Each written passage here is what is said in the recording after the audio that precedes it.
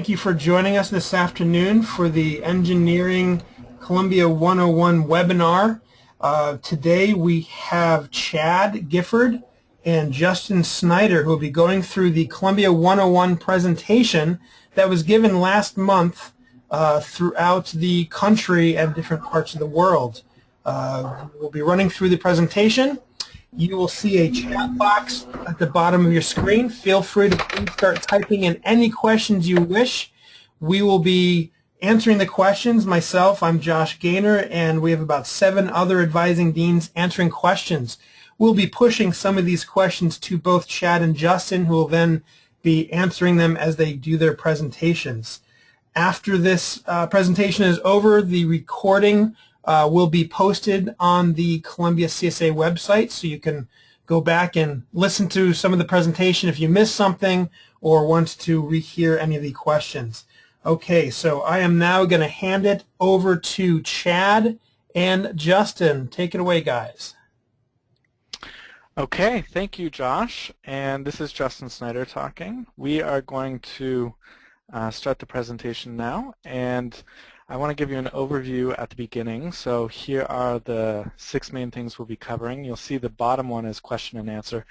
You can ask your questions at any time, and if they are related to what we're talking about at that very moment, we'll try to work them in. Otherwise, we'll definitely have time at the end to go over your questions. So first we're going to talk about a bit about how high school is different from college, and then we're going to talk about the different advisors you'll have at Columbia in your 4 years. Then we will cover the basic requirements for earning your Bachelor's of Science degree, and towards the end we will talk specifically about your fall 2014 classes and how you sign up for them, and then also resources that are available to you to help support you in your studies. So to begin with, I'll talk a little bit about the transition from high school to college. One of the big differences between high school and college is that your curriculum in high school is largely set for you. You don't get to do very much choosing. Everybody takes typically 4 years of English, 3 or 4 years of math, history, science, and in college the reality is you often have a lot more freedom to choose, although I have to say that's probably less true for students in the engineering school at Columbia than students in the college.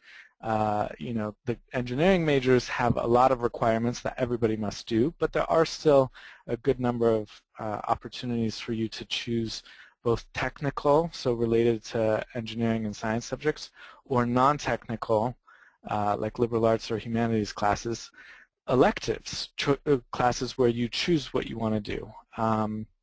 So you will have a lot of choice, and that's where your advising dean can be quite helpful in terms of talking about what classes you might want to take and when you want to take them. Another big difference between high school and college is time management. In high school, you're probably in class 6 hours a day, and then you go home and you do a couple hours of homework, and you go to class Monday through Friday, at least at most schools. Whereas in college, you'll probably be in class a lot less frequently. But that's not to say, obviously, the workload is any less. It's just that you'll be expected to do more work on your own outside of class. A typical rule of thumb that a lot of professors use is for every hour you're in class, assume you'll have 2 to 3 hours of homework to do for that class. So if you think you might be in class 15 or 20 hours a week, you're probably doing 30 to 45 hours of homework on top of that. So, it should feel like a full-time job, just like going to high school probably felt like. But the reality is also that means you have a lot more free time in your schedule that you need to be disciplined about using well. Otherwise, work piles up and deadlines come and go, and sometimes work isn't submitted on time. Another thing is your parents. Your parents hopefully have supported you throughout your studies thus far and will continue to do so. But you probably won't see them or talk to them nearly as much once you're in college as when you were in high school. And the role they play will be somewhat different.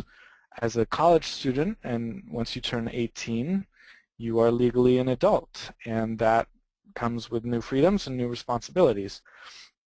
But one thing that also means is that we actually won't reveal things like your grades to your parents unless you've given us permission to do so. So you need to negotiate that relationship with your parents also about how much information you share with them about how you're doing academically and how things are going outside of the classroom as well.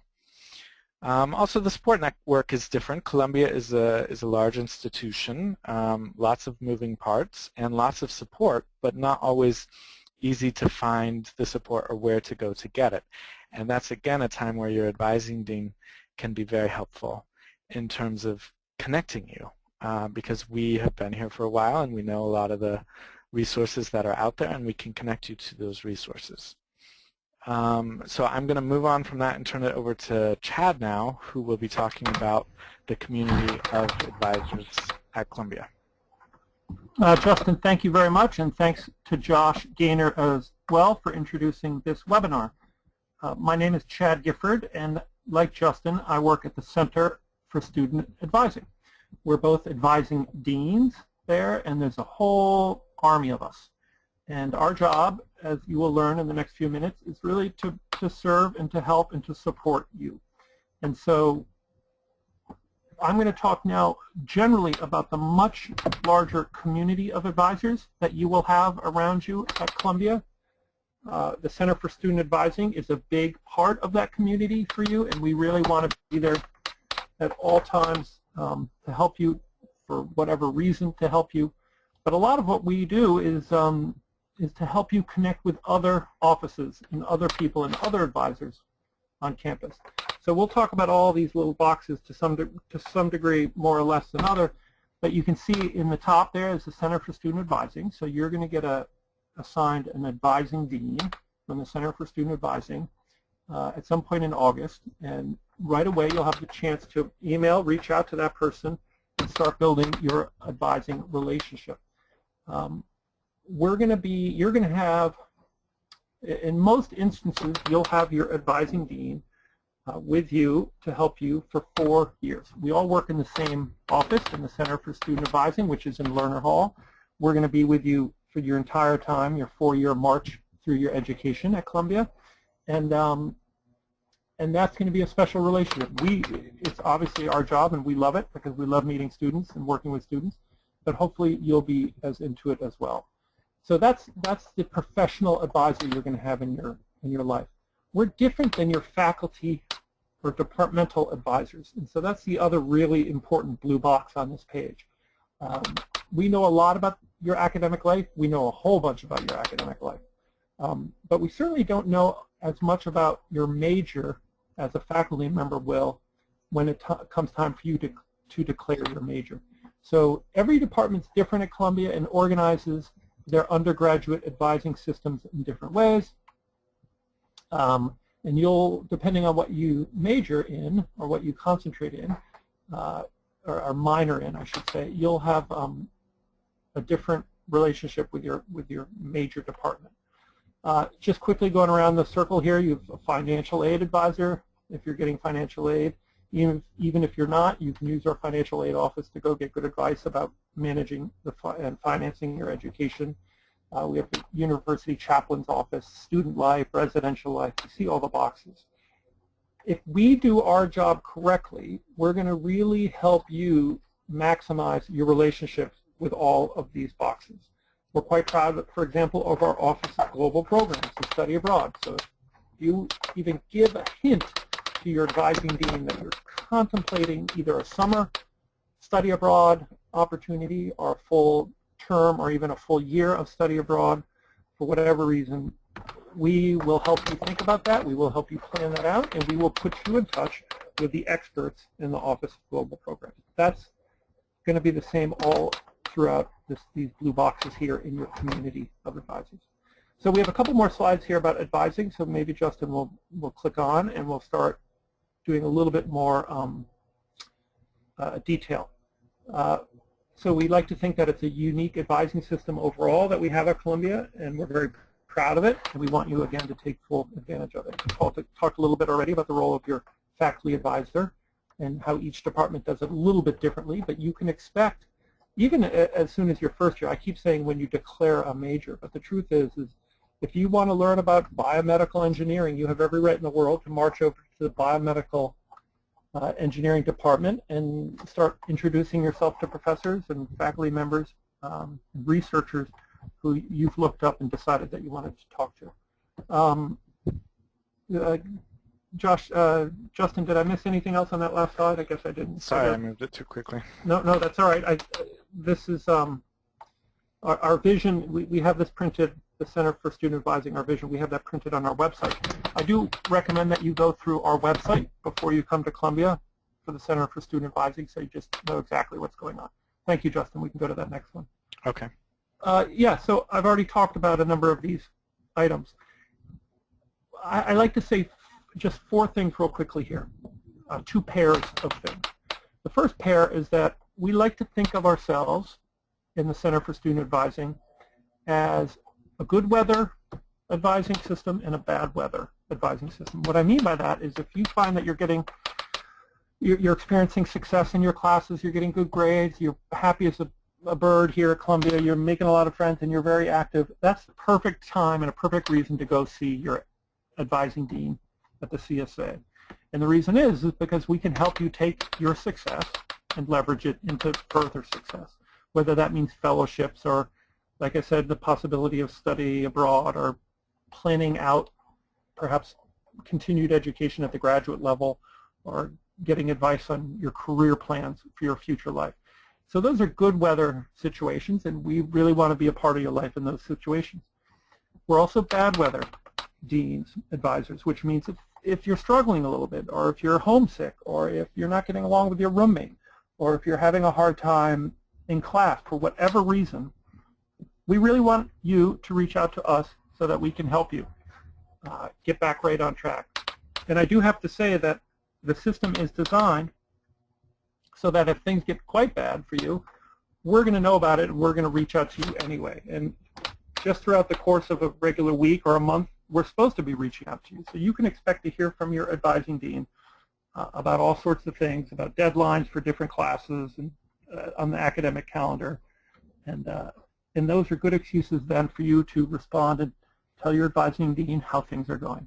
So those are the first 2 topics. The other 2 topics are that we're really quite good at the Center for Student Advising on advising you on all of the minutia of your new life at Columbia. And so that means questions about how to technically do you register for a certain class, or how do you change the time of a certain chemistry laboratory that you're attending. What are some of the specific, very particular details about your life at Columbia? We like to think we're very good at that. So reach out to your advising dean, even about the most mundane, quotidian, small, little question. On the flip side of that is we like to think we're also quite good at those big life conversations. So who are you? What are you doing at Columbia? What makes you tick? What do you want to get out of your 4 years at Columbia? What do you hope in terms of your career aspirations? All of these bigger life questions are exciting. That's the meat of our work, and we love having those conversations with our advisees. So be sure when you start building your relationship with your your advising dean at the Center for Student Advising, that you start having those big picture conversations. Justin, I think that's it for that slide. Let's see what we have next.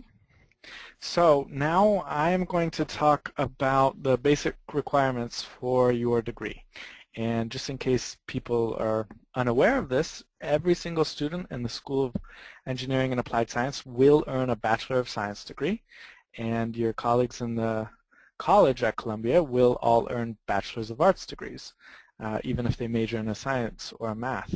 So for your BS, you have exactly 8 semesters to graduate, and you need to finish everything within those 8 semesters. We like to keep people on track to graduate on time. You need 128 credits over those 8 semesters. So if you do the math, you're all good at math. 128 divided by 8 is 16. So that means on average you are taking 5 classes probably. Some semesters people might take 4, some they might take 6. The average class is 3 credits, but there are classes anywhere from 1 point all the way up to 8 points. And we use the words points and credits interchangeably, so don't let that confuse you. But to give you an example, a PE class, of which you have to take 2 in your time at Columbia, would count for 1 point. Whereas if you took an intensive language class, which essentially combines in one semester an entire year's worth of instruction, you might get up to 8 points. It's probably unlikely that you would do that as an engineer, but it is a possibility. So we're going to talk now a bit more specifically about what is included in these 128 credits. So first, Justin, yes. Justin, I might jump in here real quick and okay, sure. remind our attendees that our chat window is open and that you're welcome to send off questions as they come up. Sure. Okay, so in your first and second year at Columbia, you have certain requirements, and these in general are the same across all majors, but when you get into some specifics, they can differ. The engineering curriculum is set up, it is designed so that you can enter not knowing what you want to major in, and still, if you decide in the beginning of your sophomore year you want to major in electrical engineering, there's still time to do that. There are, especially in sophomore year, some differences between the majors, so you need to pay attention to that. I'll give you an example. Calculus. If you're majoring in chemical engineering, you need 4 semesters of calculus. Now you might enter, actually, if you took the BC AP exam and got a 5, you might enter in Calculus 3. So you would only need to take Calculus 3 and then Calculus 4. But if you're majoring in, say, Earth and Environmental Engineering, you only need to do Calculus through Calculus 3. So there's a lower math requirement for Earth and Environmental Engineering. Physics, every single engineering student will do at least 2 semesters of physics, and you will do those 2 in your very first year. And chemistry, everybody has to do at least 1 semester. Some majors you have to do more, and you need to be doing that in your first year. There's also a lab requirement. Depending on your major, it might be a chem lab or a physics lab or even both. So that is a place where you will want to pay attention to what are my options for my intended major. So hopefully you'll start thinking about your likely major at the outset, although it might change.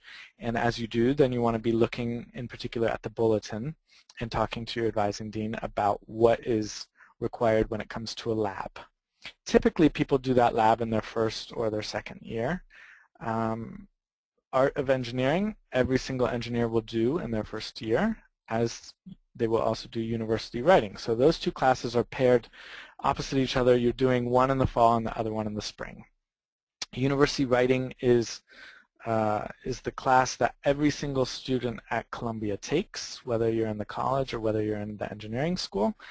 So you will be in a class for that of 14 students, typically 11 or 12 of whom are in the college and 2 or 3 of whom are in the engineering school. Everybody will take Principles of Economics unless you have AP credit, and we can get into the nuances of that later, what scores you need to get out of that, but otherwise every single engineer will take a semester of economics. You can do that in your first year or your second year. There are occasionally students who don't do that until later on, but it's probably best to get done in your first 2 years. Computer science, same thing.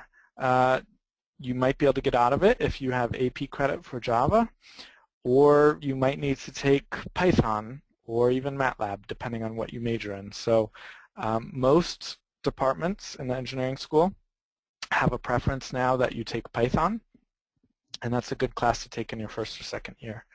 And the skills you learn in that will be useful for classes that you're taking in your third and fourth year. And lastly, there's something called a professional level course, sometimes also called a pre-professional course. And this is something that's changing as we speak. In the past, all engineers had to do one of these, but the engineering school has revised this, and a lot of the majors no longer require this. And instead, you will just take a technical elective later on in your studies. This is not something to be too concerned about in your first year, but it's good to talk to your advising dean about your intended major, because certain majors like biomedical engineering or electrical engineering, they still have a professional level course that you should be taking in your first or second year. So now I want to talk a little bit about, hold on, I think I might have just skipped over a slide, did I? Oh, no, I didn't. Okay. So the 27-point non-technical requirements. So going back to the idea that you are taking 128 credits or more total to earn your degree, at least 27 of those need to be what we call non-technical classes. So as the name suggests, these are not math, not science. As I already specified, everybody will take university writing. There's no way out of that. It's a class I teach, so I can tell you it's fascinating and you don't want to get out of it. Engineers sometimes are a bit trepidatious about it because they're in a writing class that they think their colleagues in the college will be stronger in, but actually in my experience, engineers excel in this class as well. Principles of economics I've already mentioned. Every engineer needs to take art or music humanities, which we call art or music hum, at some point in their 4 years. This is an option which of the two you take. As you might know, college students have to take both of these, but you only have to take one of them.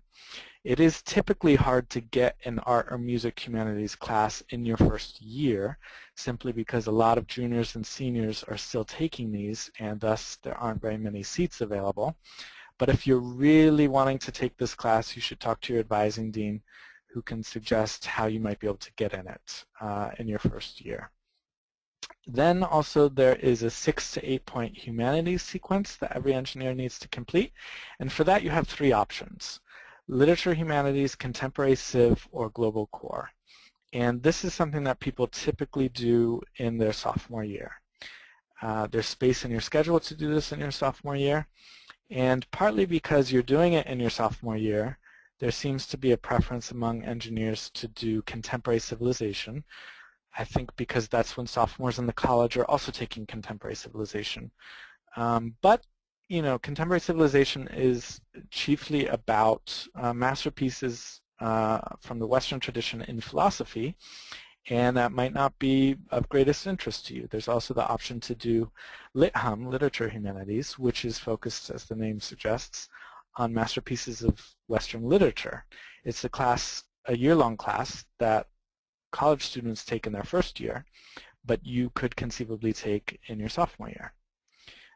The third alternative is Global Core, and there is a list of approved Global Core classes published on our website, and this list gets updated multiple times throughout the year.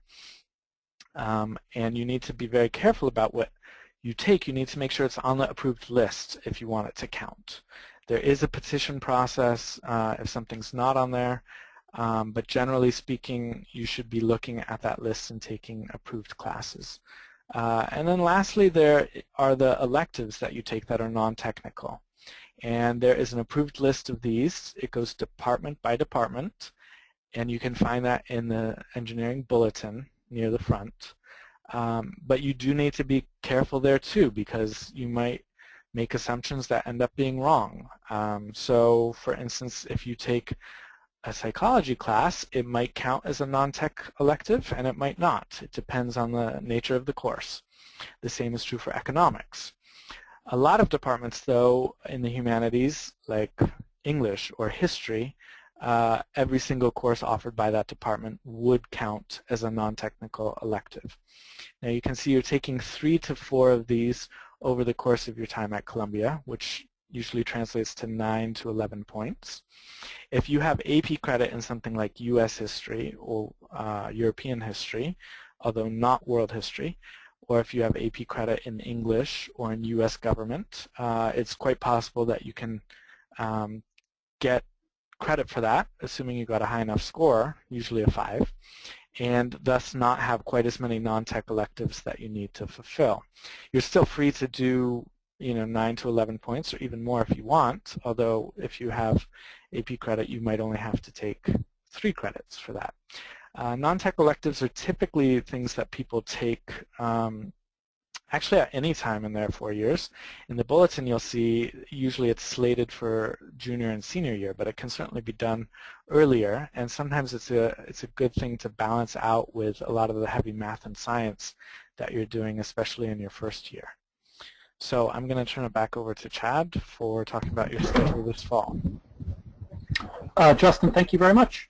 And so what we're going to go through next is starting to think about your schedule for the fall. So this will be a little bit of the first time that we do it, and I want to assure you that you'll be exposed to this over and over again during orientation. What I mean to say is, if some of this goes quickly, or if you lose track of exactly how you're supposed to register for a class, I can promise you that by the time you do have to register for classes, you'll be an expert at all of this. And so we'll do a little bit of the technical part of how to register, how to do this through Student Services Online, the website, your portal into Columbia. We'll do that in a minute. But just as sort of a big picture item here, based on everything that Justin just said about the basic requirements for the degree and some of the specific requirements in the non-technical requirement, what you're looking at now, this slide, number 10, is a real sort of basic snapshot of what most first-year engineers in their first semester are dealing with. All of you will take a calculus class. The question becomes, of course, which calculus class? Everybody should expect to take a chemistry class. Again, the question is, which chemistry class? Same with physics. Everybody should expect to take a physics. Justin spoke about the art of engineering, which is our sort of intro to design and projects management in engineering, and he talked about university writing. Everybody's going to take one or the other of those classes in their first semester, and they can expect in their second semester to flip-flop that. We have half the class taking one or the other in the first semester. We flip-flop them in the spring. The other half switches into that other class. So those 4 first bullet points are pretty much predetermined for you. That leaves, of course, your 5th course. And we do recommend that you start out with 5 courses. And what could that other course be? Well, Justin listed a lot of options, and that includes the Principles of Economics, which is a very popular course at Columbia, perhaps the most popular course. And it's also a requirement for you, so that's a perfectly good class to take, as is computer science. Everybody's going to have a computer science requirement of some sort. It may be more or less depending on your major. Everybody has a lab requirement, so you could pick a chemistry lab or maybe a physics lab. If you come from a school with a pretty heavy tradition of liberal arts, as well as your engineering and sciences that I'm sure you took, you know, the first 3 or 4 bullet points on this slide means you're going to be heavy in the math and science. So another option you have for your 5th course is to go back and take a non-tech course. Take a history class or a political science class or something of that sort. And depending on your intentions for your majors, if you have a pretty good idea of what direction you want to go in for your major, and you happen to know that that major has with it a required professional level course, you could absolutely pick that course as well. So you're not alone on an island trying to make that decision. You will have the opportunity to talk to each other. You will have the opportunity to talk to other engineers in the sophomore year, junior year, senior year. They have all been through what you're about to go through. And of course, you can talk to your advisors. First among the list is your advising dean from the Center for Student Advising.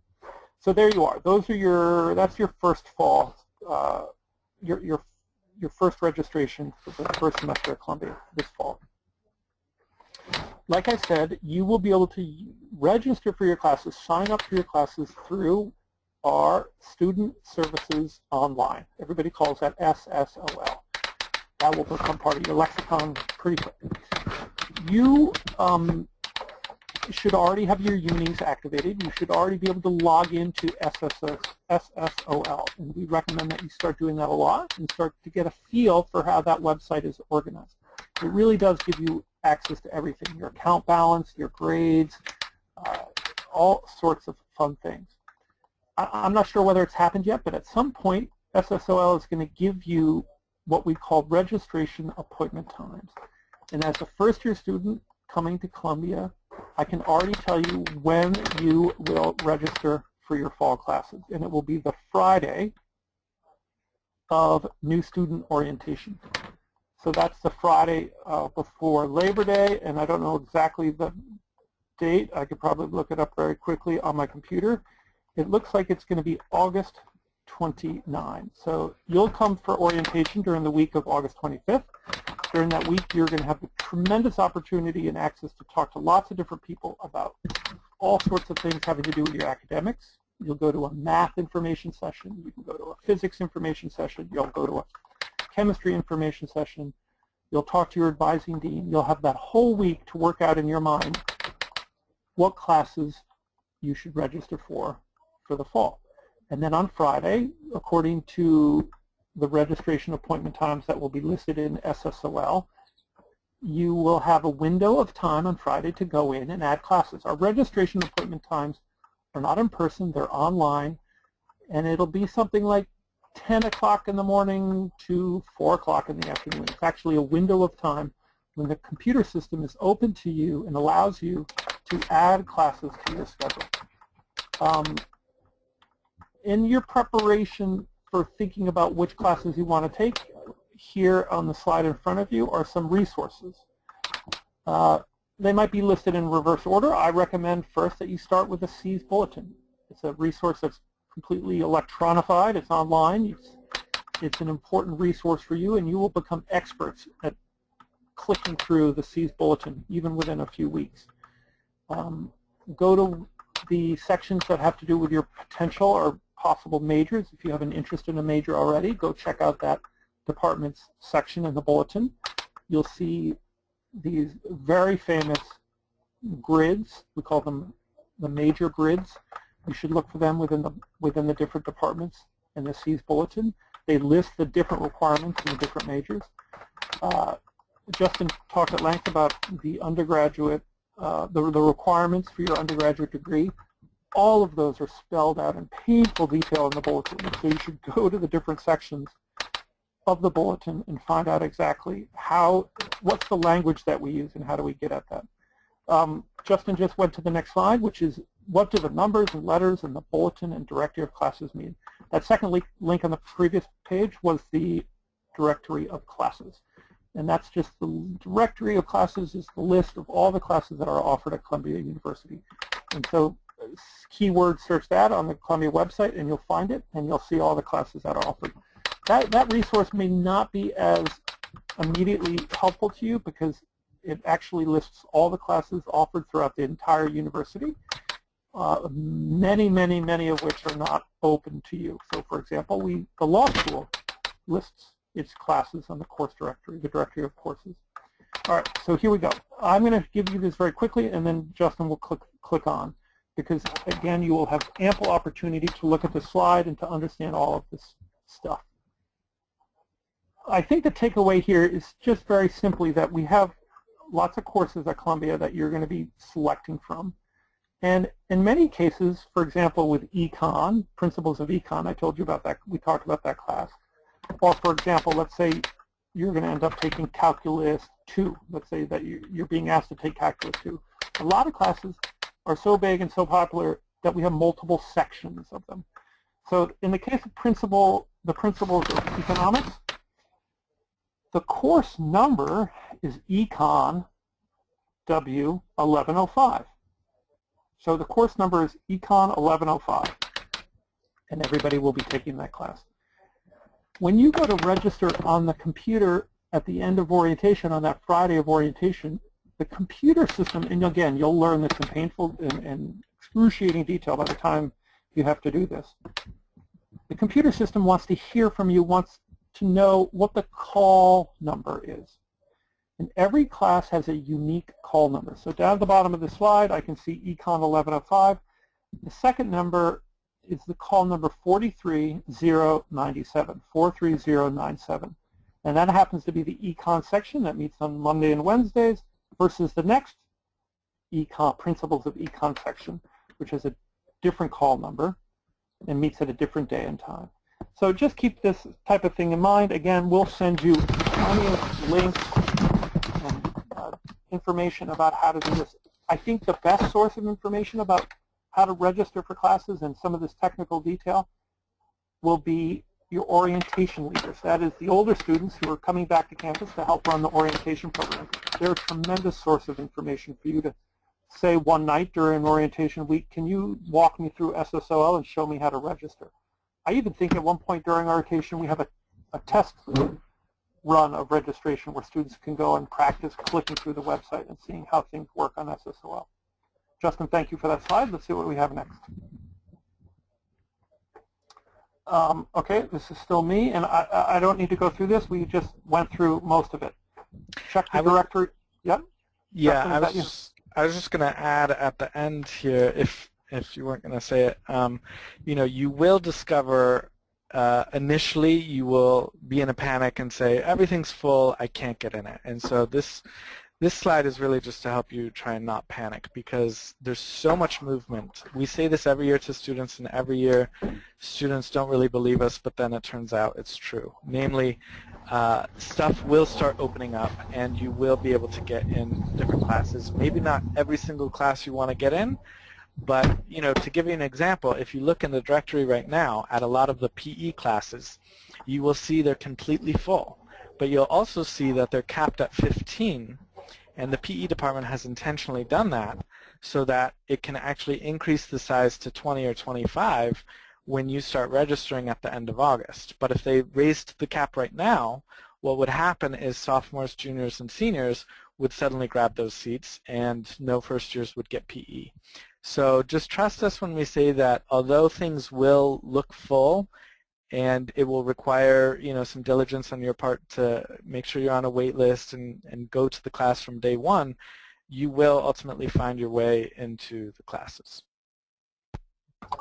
Justin, thank you. And I might add to that something that's not necessarily intuitive for first-year students, which is Justin said there will be a lot of movement in these classes. Seats will open up, and seats will close down. This is one of those things that might be a little bit different between one of the differences between high school and college. During the first 2 weeks of the semester, and we call this period the change of program period, during the first 2 weeks of school, you will have many, many registration appointment times. All students will have have registration appointment times.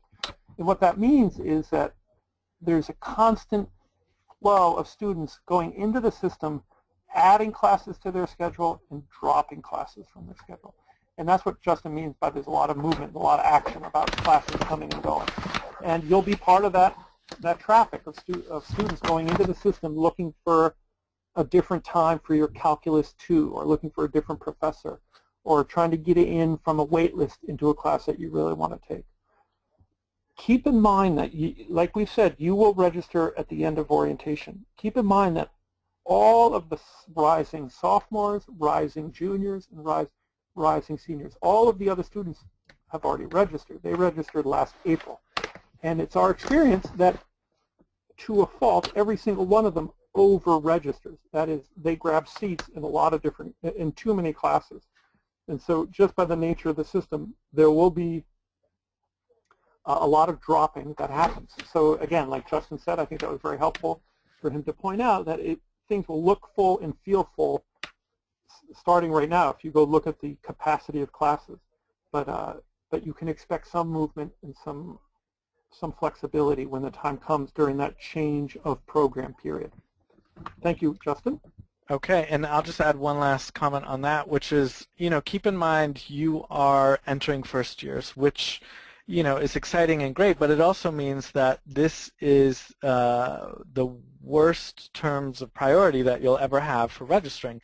You are the new kid on the block, and so everyone else is registered, but things will only get better after your first semester. As you get older and you advance in your studies, you will get more and more priority as you register. And so, you know, if you can't get that class you really want in your first year, well, the chances you can get it in your sophomore, junior, or senior year only increase. So don't get despondent about that.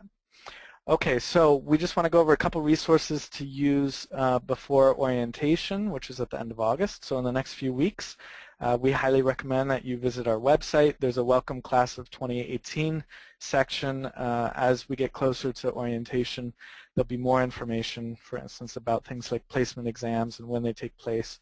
You should check out our blog. You can follow us on Twitter. Check out our Facebook page. Chad already mentioned the SEAS Bulletin.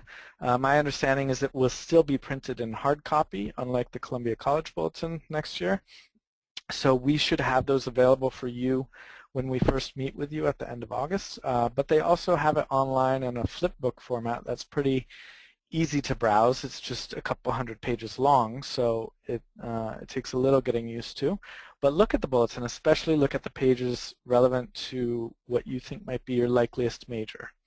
Directory of classes, Chad mentioned. The academic planning guide, which you should have received over the summer, it's a 30-something page document that details, the curriculum and also questions you might have about AP and IB credit. If you didn't get an academic planning guide, you can certainly pick one of those up from us when you meet us in a couple weeks' time. If you have additional questions, you can always email or call us. And as the last thing says, advisor assignments will be made in mid-August. The way we assign advisors to incoming first years in the engineering school is we look at what you put on your application to Columbia as your likeliest major. I think you were given the opportunity to list up to 3 majors. I don't think you had to, but based on that, I think we typically go with whichever one you listed first, and then we have an advising dean who routinely advises students in that major as your preliminary advisor when you get to campus. So for instance, I advise chemical engineers and earth and environmental engineers, although there are other people who also advise those 2 departments or students in those 2 departments. So during orientation, you will meet with your advising dean, generally for about 15 minutes. And this is just a quick get-to-know-you session and talk briefly about your fall classes. We would love to be able to meet with you for a longer period of time, but the orientation week is very jam-packed, and we're seeing lots of students, and you have lots of places to be as well. So what we recommend is that after that initial meeting that you come back in the first few weeks of the semester and check in maybe for a bit longer and let us know how classes are going, and we can also address any issues you might be having with some of your classes. You might already sense that you need some tutoring in a class, and that's fine. We can talk about different resources that are available. I mentioned before that if you check our website in a couple weeks' time, we'll have more information on the placement exams and the information sessions. A lot of those are still being set right now in terms of daytime and room. But in general, you can expect to take a placement exam for chemistry if you want to take anything other than the intro level chemistry class. Physics, you don't need to do a placement exam unless you want to be in the most intense, hardcore, high-level physics class, which every year only about 25 or 30 people take. And math, you will not have an opportunity to take a placement exam if you have AP scores. So by and large, most incoming students have AP scores, and we go by that. But if you did IB or A-levels or some other system, or maybe you even went to a high school that had an AP class but you didn't take the AP exam, then there is an opportunity to take a placement exam, but only if you don't have AP scores. Okay, there's also going to be an academic resources fair, and this is on Wednesday, August 27th from 11 a.m. to 1 p.m. And it's in Lerner Hall, which is also where our office is. And this involves tons of departments, tons of faculty coming all in one place to talk to incoming students. So here's a chance to talk to different people from different departments, get a sense of who's who and what they're offering, and maybe find a class that you hadn't known about that interests you for the fall or for a future semester. And lastly, also during orientation week, we will have information sessions for those of you interested in being pre-med and eventually going to medical school and becoming doctors. I believe there will be 2 of these, just in case one of them doesn't fit your schedule. You only need to go to one because it will be the same information both times. But as you might be aware, pre-med requirements are shifting a little bit right now, in particular as a new MCAT is created and released starting next year. So if you are interested in being pre-med, it's important to connect early and often with your advising dean, but also with the people in our office who do pre-med advising specifically. We have a handful of people who do that, and they're very knowledgeable, and you should get to know them from the very beginning. And now I'm turning it back over to Chad for our final slide. Yes, thank you, Justin. And this we can do pretty quickly, which is at the Center for Student Advising, we pride ourselves on our availability. And you should be able to connect with your advising dean in all these different ways. You can make an appointment to see them in person through an online appointment system that we have. You'll learn more about that later. We have walk-in hours 4 days a week. You can email and call and speak with your advisor by phone. We again pride ourselves on accessibility, so you should expect to be able to reach out and communicate with your dean in all these different ways. And the flip side of that is you should also expect to hear back from them and to get attention when you need help. And like Justin said, the first week of the orientation in the first week of school is very busy, but we're there to help you. And also, like Justin said, each of the advising deans specializes in a particular department, and we try to match you up with the liaison, the specialist in the Center for Student Advising for the major which you think you might declare. And if we get that wrong, that's okay. We can switch around pretty easy. In fact, if you're not all that happy with your initial assignment, with whatever advising dean you get, it might just be a matter of chemistry that things aren't working out as well as you'd hoped. That's perfectly okay. There are advisor switches that happen all the time. And the head of our advising office, the dean of advising, is a woman named Monique Rainier, and she meets with students all the time on this very topic. And you should feel free to come into the advising office and ask to speak with her, and she will help you find a better match with a different advisor. Happens all the time, and there's no hurt feelings on that. We want to make sure that you're getting the advising attention and advising help that you need. Great, so I think that's it. Justin, I have noticed that there have been some questions that have been pushed to us. So in my window, for example, I have a question from Ashley about, it says here, in what cases do students have to perform both chemistry and physics labs? And this is a good question, and really the short answer is it has everything to do with your major. And it also would have a lot to do with whether you're interested in being a doctor. So if you're a pre-medical student. In all of these cases, though, the best thing to do is to get back into the C's bulletin, find what might be your potential major, and read the fine print. It'll tell you which labs they want you to take. So I happen to be a liaison or an expert in IEOR, Industrial Engineering and Operations Research, and so I know for a fact that if you're going to major in any of the IEOR tracks, then you will be asked to take one lab class. And in the case of IEOR, you can pick either chemistry or physics. How are you doing, Justin? Do you have questions? Did anything come popping up to you? I have questions, although what I see is just general audience questions. I don't know if everybody has seen these and whether it's perhaps worth articulating them to the full group. Josh, can everybody see the audience questions or no? Maybe we'll go ahead and answer one anyway. Yeah, I'll give you an example. So somebody asked about what if your intended major has changed since you applied, and actually the answer that we gave to that was not exactly what I was thinking was asked about. We wrote that yes, it's possible and the changes will apply as of the entering class. So there's really two differences there. Departments can change the requirements, and the ones that would be relevant to you would be the ones in place actually when you start your sophomore year, because that's when you're declaring your major. But I understood this question to be more about, what if you said when you applied, I think I want to do chemical engineering, and now you had an epiphany and you want to do biomedical.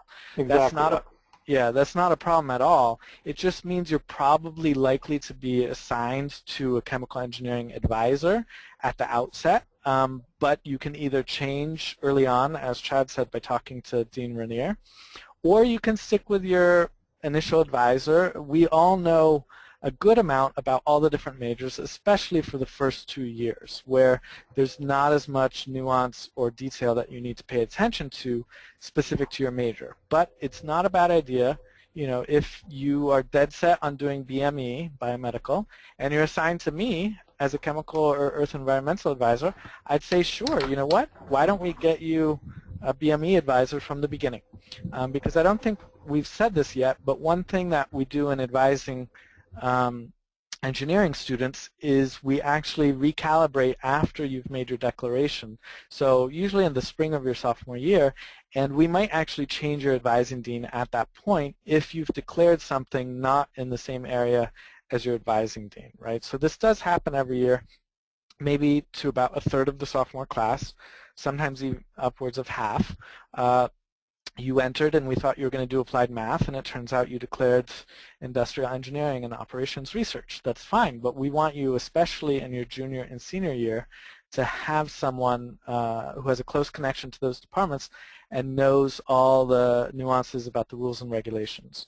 So I'm going back to look for more questions, but Chad, if you have any to answer, go for it. Yeah, I think one of our colleagues answered another one of Morgan's questions, and it's pretty simple.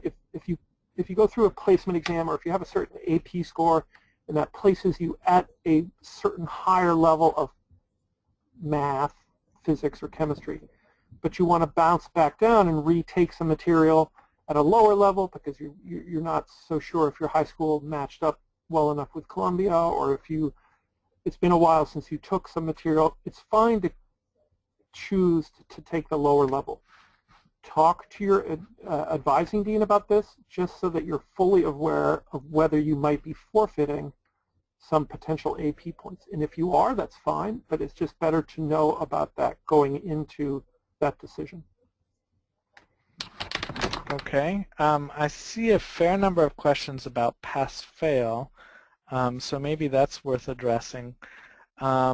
Let me just say first, when it comes to pass-fail, engineers should be careful not to talk to college students about their version of pass-fail, because it's actually quite different and the rules and regulations are not the same. So if you talk to a Columbia College student, they might be giving you inaccurate information because they have different rules. So in the past, up until last year, engineers could not really benefit in taking anything from pass-fail because it would not count towards their 128 points of required courses. Still, there were people who occasionally did take it just out of general interest, understanding it's not going to count for anything. They just wanted to take a class, not so much for fun, but for, you know, getting some more knowledge in that subject.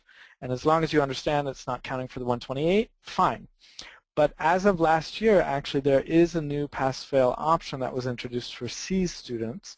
And again, this differs from the college rules. So you can take up to 2 classes or 6 credits of your non-technical electives as a pass-fail, and this will still fulfill the non-technical requirement.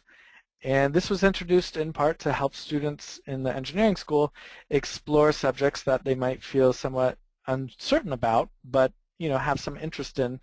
And, you know, let's say as an engineer, you know, your forte is math and science, but you really want to take that history of New York City class that Professor Kenneth Jackson offers. However, you don't really want to be so concerned about whether you get an A or a B or even a C in that class. And so you take a pass-fail. As long as you earn a D as in dog, actually it will count as a pass. That also is different from the college. For the college, a D would not count as a pass. they would get a D on their transcript. So just be careful in talking to people about pass-fail. Now, one other thing, I see a question about calculus. Generally speaking, any of your required math and science classes, anything other than those two non-technical electives that I mentioned, those classes cannot be taken for pass-fail. You need to take those for letter grades. In general, as I said before, a D, we say sometimes a D stands for degree. It will get you credit in most cases, but you don't want to obviously accumulate too many Ds because your GPA will take a big hit. But generally speaking, things need to be taken for a letter grade.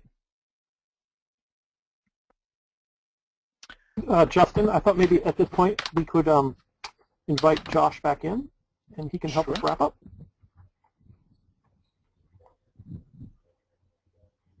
In the meantime, I would like to remind everybody that it's summertime, and all of the incoming students should return to their summers and have a very relaxing, wonderful summer, because we want you well rested when you get to school. It's going to be an exciting year, I can promise you that. Hello, Chad. Josh is back signing in. Okay, we've about 4 minutes left, so I will do a pre-wrap-up. Just to let everyone know that this session is being recorded. We're going to upload it to YouTube as soon as we can, so my guess is by the end of today you can find it on the Columbia CSA website. I did post the link to the website, which is, let's see here, Welcome Class of 2018, which is on the CSA website. The link will be posted under the Wednesday, July 30th presentation date. We also are going to be uploading all of the Q&A questions that have been answered, and the answers will be posted online as well, so you can refer back to those. Any questions that may not have been answered will be answered, and if you have any questions, feel free to email CSA. Also, your CSA advising deans will be assigned to you in mid-August, so feel free to email them questions when you get the assignments. So we do have 3 more minutes, so if Chad and Justin want to do a final wrap-up, we'll be ending the session very soon. Thanks for joining us, and we look forward to seeing you in the fall. Okay, maybe I'll just answer quickly a question that somebody had about IB scores. So if you do have IB scores, you can get credit up to 6 credits for a score of 6 or 7, but it needs to be on a higher level exam, and it needs to be in a subject that we teach at Columbia. So for instance, if you took geography, while I applaud you for having done that, it's not going to count for anything at Columbia. But if you took, say, English or history or German or math, and you got a 6 or 7 on a higher level IB exam, then you can get up to 6 points for that with a total cap of 16 credits, and that goes for AP as well. So any combination of credits you might have from high school, AP, IB, A-level, the cap for that is 16 credits, which is a full semester's worth. So I'll just reiterate maybe to end what Chad said before, which is I really would like to see people enjoy the last month of the summer. This is, in a sense, your last summer of maybe no obligations, maybe your last summer of freedom. After this, you'll probably be doing, internships and maybe taking summer classes, and, I would say hang out with your family, hang out with your friends. I grew up in California, and I remember before going to college on the East Coast, I tried to spend some time on a sunny beach, which I realized wasn't going to happen once I went to college in snowy Massachusetts. So hang out with family, friends, read some books, do things that you won't be able to do as much once college starts. Excellent, Justin. Thank you very much, and thanks to everybody. This is Chad Gifford signing off, and I think we're all done. So thank you, everybody, for showing up, and thanks to the organizers as well. Take care. Goodbye. Goodbye, and I do see there are a few questions that came at the last minute. We probably will not be able to answer them during this chat, but like I said, the answers will be posted online. The questions will be posted in the next few days, but the video will be up today. So please do keep checking, and thanks again, and have a great summer. Take care.